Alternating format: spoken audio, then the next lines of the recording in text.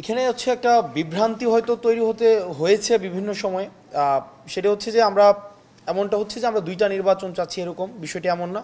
বরং আমরা একটি নির্বাচনই চাচ্ছি, যে নির্বাচনটি একটা আইনসভার নির্বাচন, এবং একই সাথে সাথে ওই নির্বাচনটিকেই আবার হচ্ছে গণপরিষদের স্ট্যাটাস দেওয়া হবে।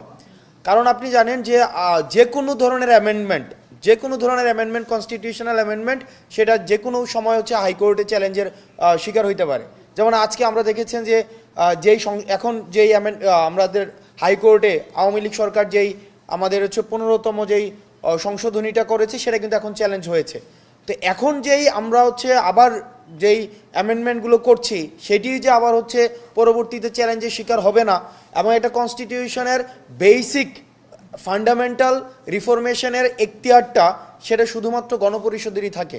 সেই জায়গা থেকে আমরা আমাদের জায়গা থেকে যে দাবিটি জানাচ্ছি, পরবর্তীতে যে নির্বাচনটি হবে ওই নির্বাচনটি একই সাথে আইনসভার নির্বাচন, একই সাথে গণপরিষদের স্ট্যাটাসটা নিয়ে যাদের প্রাথমিক কাজ হবে কনস্টিটিউশনটাকে হচ্ছে রিরাইট করা, এবং একই সাথে সাথে হচ্ছে পরবর্তীতে হচ্ছে তারা হচ্ছে পার্লামেন্টের যে স্বাভাবিক কাজ রয়েছে, যে রুটিন ওয়ার্ক রয়েছে, সেই রুটিন ওয়ার্কটিকে একসাথে চালাবে।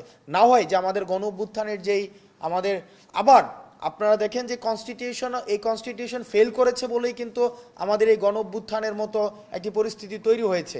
তো সুতরাং এটির জন্য আর পুনরাবৃত্তি না হয়, সেটির জন্য হচ্ছে আমরা আমাদের জায়গা থেকে এই বিষয়টি বারবার করে পুনরাবৃত্তি করছি।